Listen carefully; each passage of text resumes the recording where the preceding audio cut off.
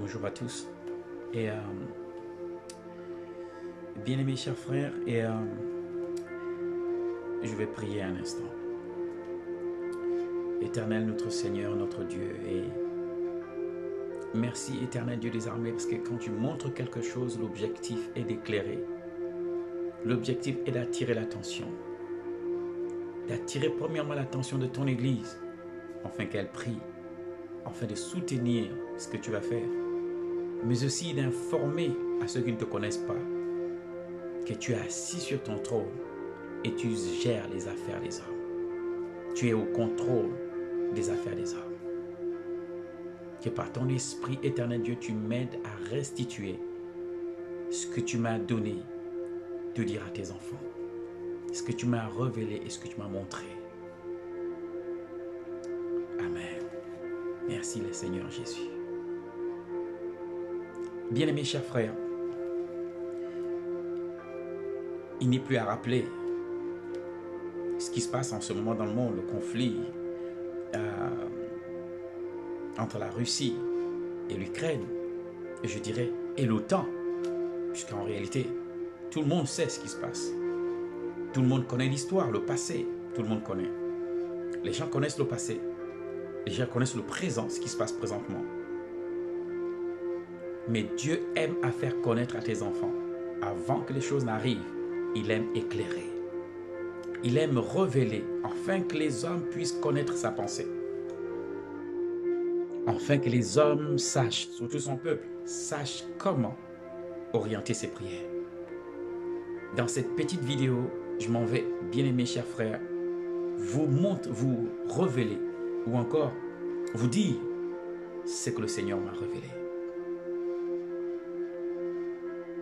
Et je sais qu'en ce moment, tout le monde prie. Prie pour la paix dans cette localité, dans cette zone. Alors que j'étais en prière, et justement après la prière, je faisais comme Habakkuk. Je me tenais à mon poste pour voir si Dieu avait quelque chose à dire.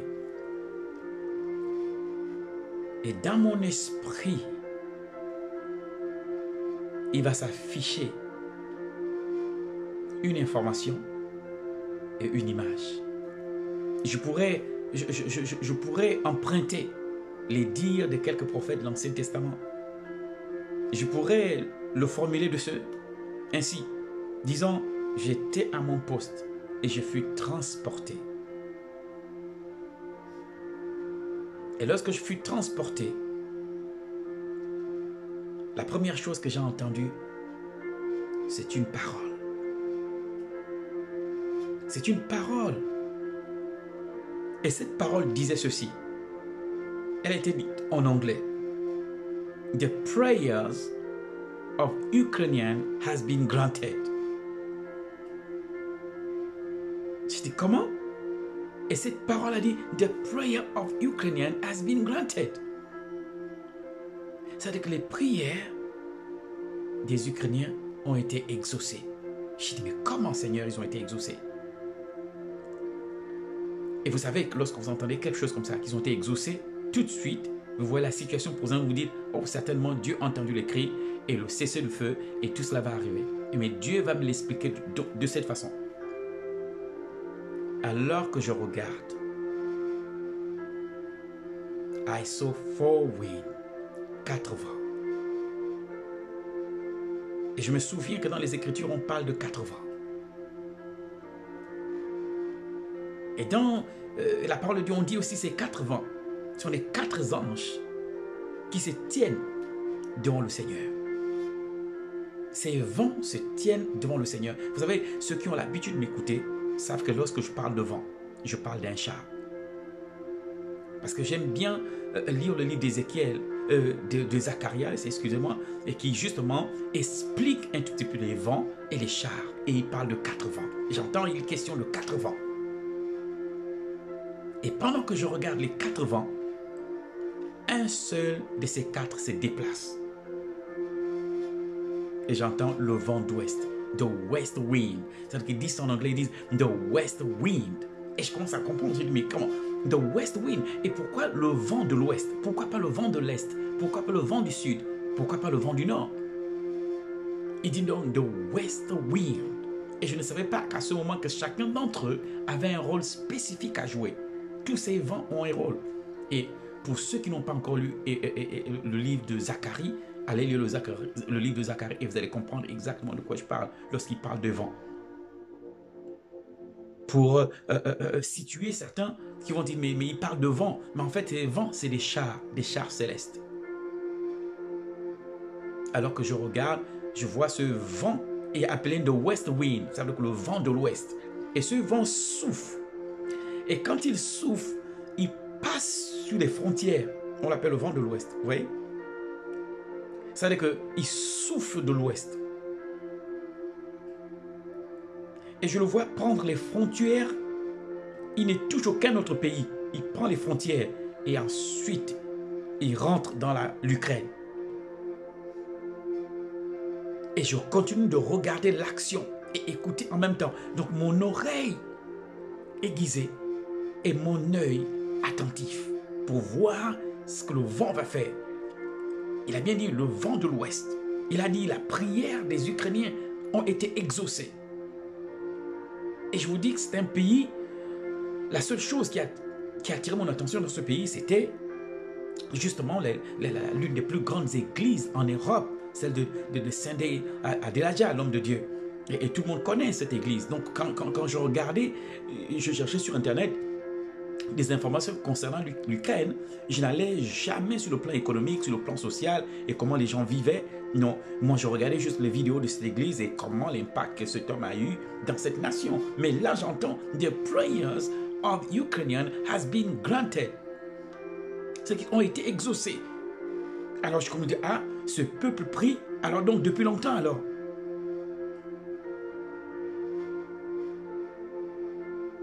Et il dit, the west wind a été envoyé.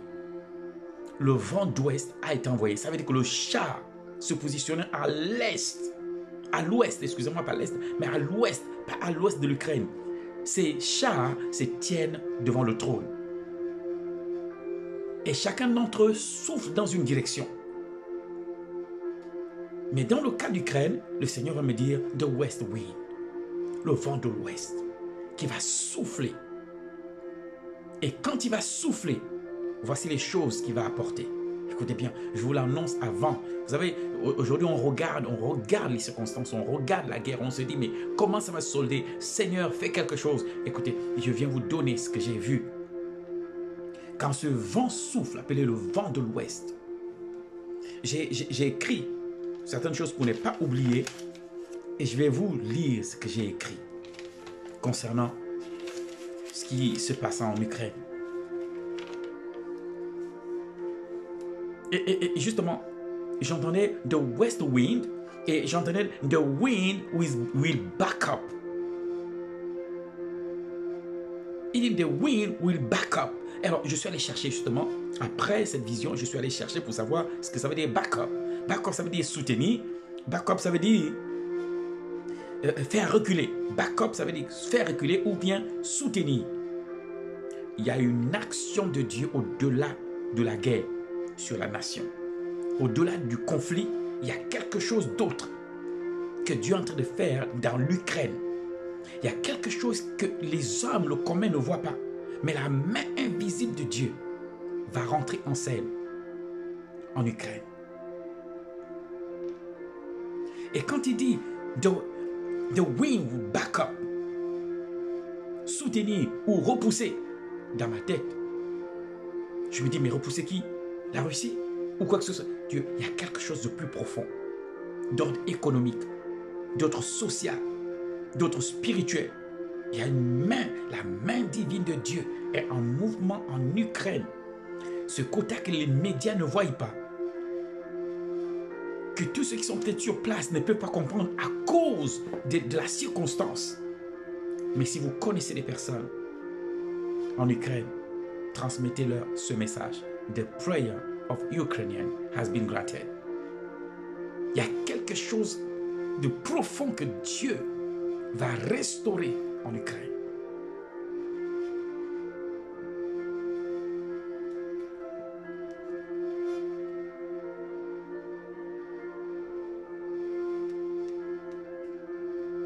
Et ce vent, quand il souffle, oui, il souffle, il y a comme une confusion. Comme si à un moment donné, et la Russie et l'Ukraine perdent, on dirait, le contrôle de la chose. Pourquoi? Parce que Dieu va travailler d'une manière exceptionnelle en Ukraine.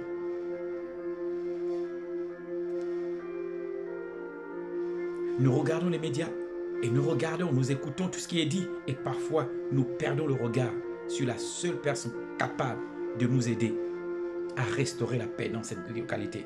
C'est-à-dire que l'Éternel, le Dieu des armées, le Créateur de l'univers. Et je termine le message qu'il m'a donné pour l'Ukraine.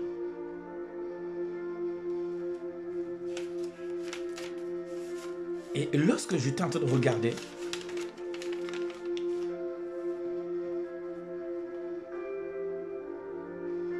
et il dit, we back up. Donc il y a quelque chose qui détruit l'Ukraine, qui va être repoussé. Ce vent va repousser tout ce qui détruise l'Ukraine, tout ce qui empêche l'essor de cette nation, l'essor des peuples, le bien-être de la population et de cette nation. Listen, c'est au-delà du conflit. Il y a une restauration, la main de Dieu va utiliser. Ça veut dire que ce conflit, Dieu va utiliser, vous voyez, va profiter, je vais dire, de ce conflit pour restaurer l'Ukraine. Je vous assure, du bas jusqu'au sommet, ou encore du sommet jusqu'en bas.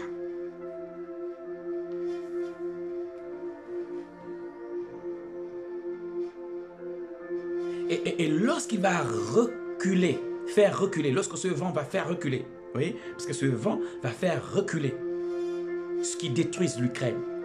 Et j'ai compris que ce n'est pas seulement d'aujourd'hui, c'est quelque chose de depuis que Dieu va profiter de cette situation pour restaurer quelque chose en Ukraine. Du sommet jusqu'en bas. Et là, je comprenais quand Dieu a dit, les prières des Ukrainiens ont été exaucées. C'est-à-dire que ce vent arrive, pas seulement pour le conflit, mais aussi pour quelque chose demandé par l'Église de l'Ukraine concernant l'Ukraine. Et cette prière, la réponse à cette prière va affecter le sommet jusqu'en bas. Il y aura une transformation exceptionnelle et radicale de cette nation pour l'essor de la nation. Dieu va repousser, Dieu va restaurer, Dieu va rebâtir, Dieu va repositionner. Et il m'a dit, lorsque le vent aura, quand le vent aura fini de faire reculer tout ce qui dévore, ce qui empêche l'essor de cette nation, il dit une corne va se lever. Et quand on parle de corne, lorsque la Bible parle d'une corne, il parle de quelqu'un de solide qui va s'élever. Et je comprends dans mon esprit qu'il va avoir un changement de tête. C'est-à-dire qu'il va changer, le sommet va changer. C'est-à-dire que celui qui lead la nation, on va changer celui qui lead la nation. Il dit une corne va s'élever dans cette zone. Et cette zone, cette corne parlera le langage ou parlera en faveur du royaume de Dieu. Il va y avoir un changement sur le plan politique, sur le plan économique et sur le plan social. Mais c'est Dieu qui l'amène. Ce n'est même pas la guerre qui va l'amener. C'est Dieu qui va amener un changement au sommet de l'Ukraine. Sur le plan politique, sur le plan économique et sur le plan social. Le vent de l'Ouest qui a soufflé va repousser le dévoreur. Va repousser tout ce qui empêche l'essor de cette nation. Laissez. Je ne suis non ni pro-russe, ni pro-ukrainien. Mais un prophète me dit que ce qu'il voit Dieu faire.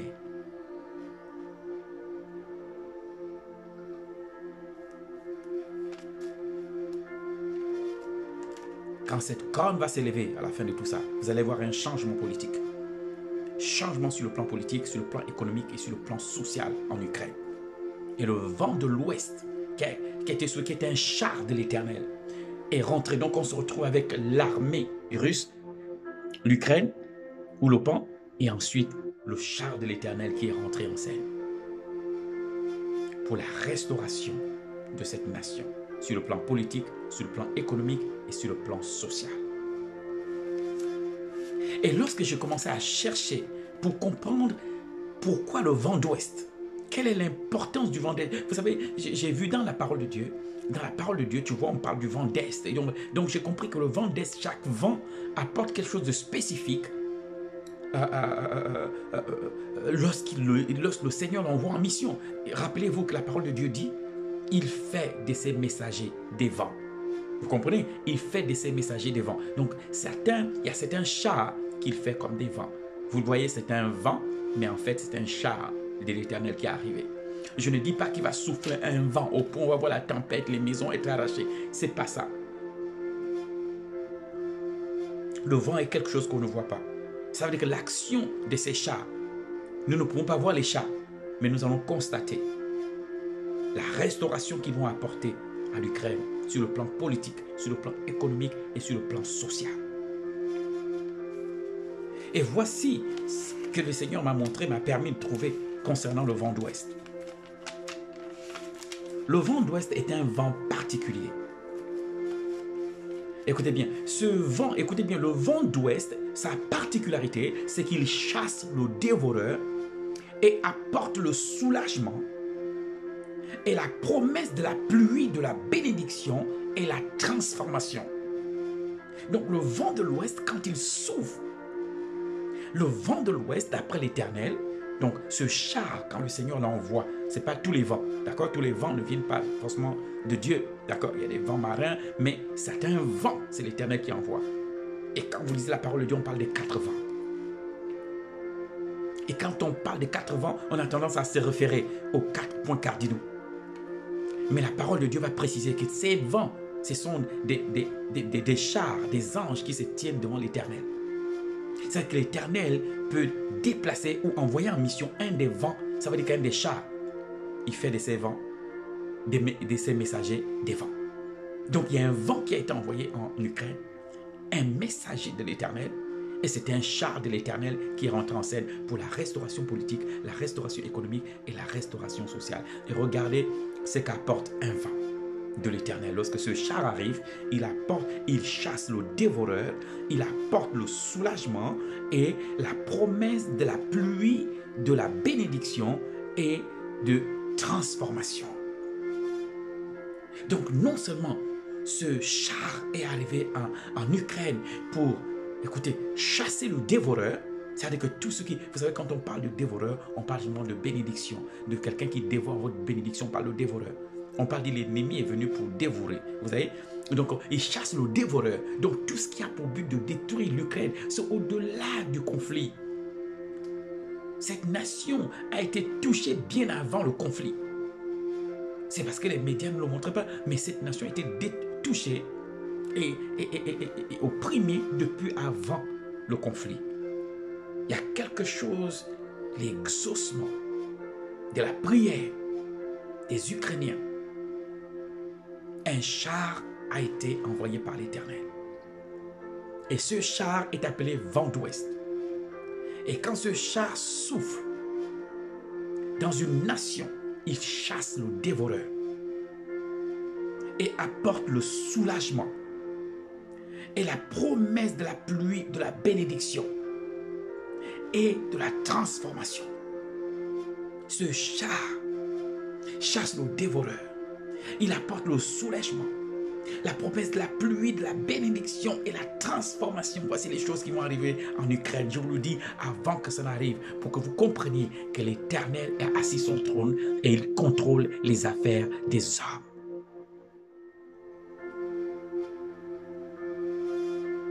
People of God, continuons de prier, d'élever nos voix pour l'Ukraine. Quelque chose d'exceptionnel est sur le point de sortir de ce conflit par la main de l'Éternel et non la main des hommes. L'Éternel est au contrôle. Listen, people of God. Que Dieu vous bénisse et Dieu vous garde. Shalom, shalom, people of God. Bye bye.